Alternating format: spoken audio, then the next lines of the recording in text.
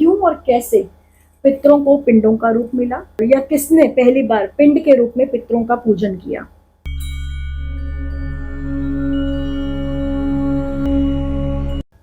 नमस्कार। भाद्रपद माह की पूर्णिमा के साथ ही शुरू हो चुके हैं हमारे पितृपक्ष, जो अगली अमावस्या यानी कि आश्विन मास की अमावस्या तक चलेंगे। पितरों को कैसे पिंड का रूप प्रदान हुआ। हमारे पितृ जो अमूर्त होते हैं, जब तक शरीर में है तब तक तो वो हमारे रिश्तेदार रहते हैं, हमारे पिता दादा परदादा रहते हैं, लेकिन कैसे आखिर मृत्यु के बाद इन पितरों को पिंडों का रूप प्रदान हुआ, इससे जुड़ी एक कथा है हमारे महाग्रंथ महाभारत में। तो चलिए आज आपको भी सुनाते हैं कि कैसे पितरों की पूजा पिंडों के रूप में शुरू की गई। बात है पूर्व काल की, जब हिरण्याक्ष हमारी धरती को समुद्र में खींचकर ले जा चुका था, तो देवताओं की पुकार पर श्रीहरि ने वरावतार लिया। वरावतार में वे समुद्र के बीच में गए और अपनी एक दाढ़ पर उठाकर पृथ्वी को समुद्र से बाहर ले आए। भगवान श्रीहरि का ये कार्य बहुत ही बड़ा था, बहुत मानव कल्याण के लिए था, लेकिन उस समय उनके पूरे शरीर में कीचड़ लग चुका था और उनके 2 दांतों से कीचड़ धरती पर गिर गया। भगवान वराह के दाढ़ों से गिरने वाला कीचड़ 3 विभिन्न पिंडों के रूप में सामने आया। उसी समय भगवान वराह पितरों की सृष्टि के बारे में सोच ही रहे थे, जब उन्होंने इन पिंडों को जमीन पर गिरा हुआ देखा। अब भगवान वराह तो जानते थे कि वही सबके दादा परदादा पिता सब कुछ वही हैं, लेकिन फिर भी मनुष्य के कल्याण के लिए उन्होंने इन पिंडों का पूजन किया। ये तो सब जानते हैं, श्रीहरि के शरीर से निकलने वाला कोई भी पदार्थ कभी भी व्यर्थ नहीं जाता, बल्कि सब मानव कल्याण के काम आता है। चाहे मधु केटप के रूप में उनके कानों से निकली मैल हो, या फिर उनके पसीने की बूंदों के रूप में तिल। श्री वराह जानते थे कि वे अपना ही पूजन कर रहे हैं, लेकिन लोक कल्याण के लिए उन्होंने कुशा पे इन तीनों पिंडों को स्थित किया और फिर अपना ही ध्यान करते हुए, क्योंकि 3 पिंडों के रूप में हम पिता दादा और परदादा का ही पूजन करते हैं, उन्होंने खुद का ही पूजन किया। और इसके साथ ही उन्होंने कहा कि मैं जानता हूं मैं अपना ही पूजन कर रहा हूं, लेकिन लोगों के लिए जब भी वे श्राद्ध का कार्य करेंगे, जब भी पितृ तर्पण का कार्य करेंगे, तो वे उसमें इन तीनों पिंडों में मुझे ही देखेंगे, मुझे ही याद करेंगे, मेरा ही स्मरण करेंगे। पिंडों का पूजन, विधिवत पूजन करके भगवान वराह वहां से अंतर्ध्यान हो गए। माना जाता है कि भगवान वराह ने सबसे पहले पिंडदान किया था, यहाँ पितरों की पूजा पिंडों के रूप में की थी, और तभी से पितृ तर्पण के समय इन पिंडों का पूजन बहुत जरूरी माना जाता है। यही परंपरा, यही प्रथा, यही चलन हम हिंदू परिवारों में चला आ रहा है। जब भी हम पितरों का श्राद्ध करते हैं, तो फिर भले हम अपने घर पे करें या किसी खास स्थान पर, तो हम सभी लोग पिंडों के रूप में अपने पितरों को तर्पण देते हैं और मानते हैं कि इससे हमारे पितरों को संतुष्टि मिलेगी, तृप्ति होगी।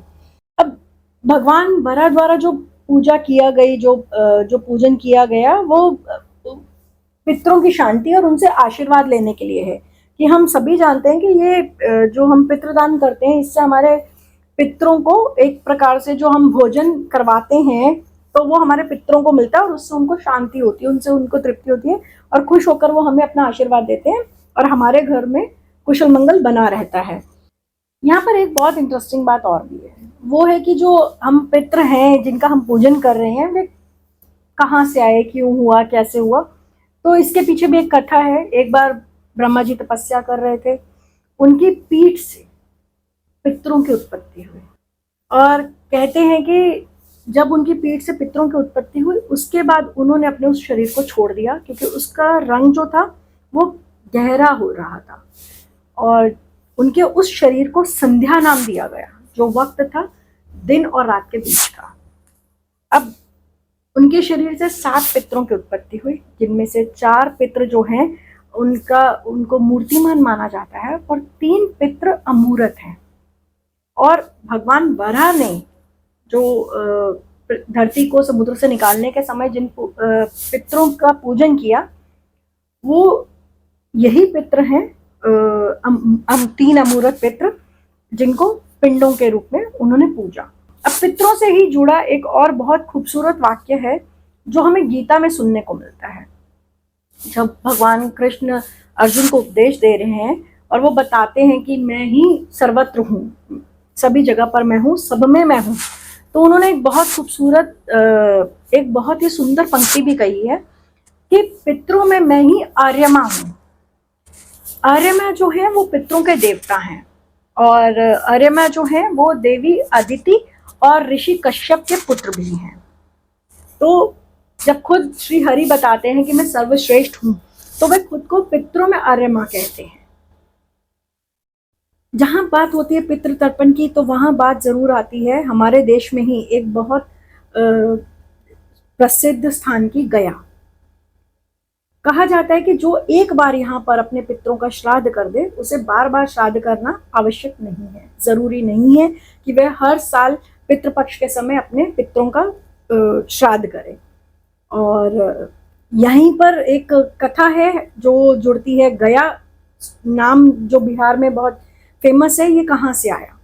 ये जो गया स्थान है ये और कोई नहीं बल्कि एक असुर का शरीर है। एक असुर है, उसका नाम है गय।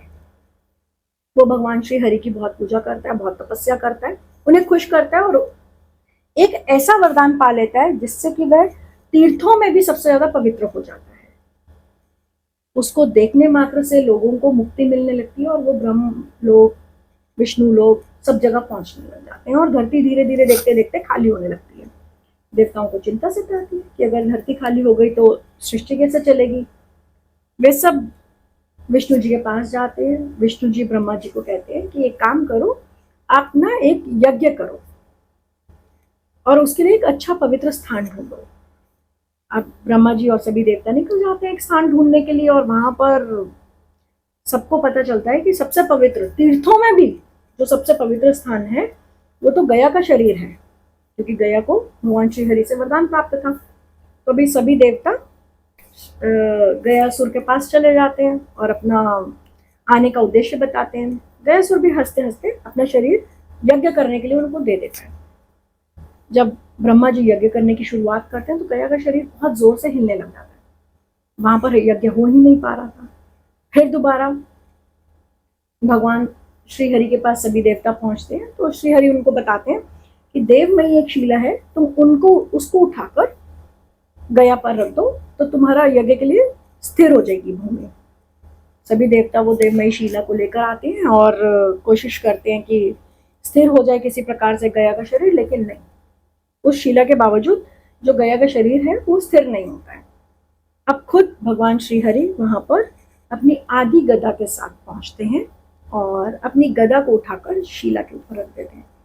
जैसे ही गदा का वहां पर रखना था श्री हरि का कि शिला और जो गयासुर का शरीर है वो दोनों स्थिर हो जाते हैं, उसके बाद ब्रह्मा जी अपना यज्ञ पूरा करते हैं और माना जाता है कि गयासुर, जिसको कि भगवान का वरदान प्राप्त था कि सबसे ज्यादा तीर्थों में पवित्र होगा और उसको देखते ही लोगों को मुक्ति मिल रही है, तो यही वजह है कि पितरों का श्राद्ध करना भी वहां पर उनको मुक्ति दिलाने के बराबर होता है।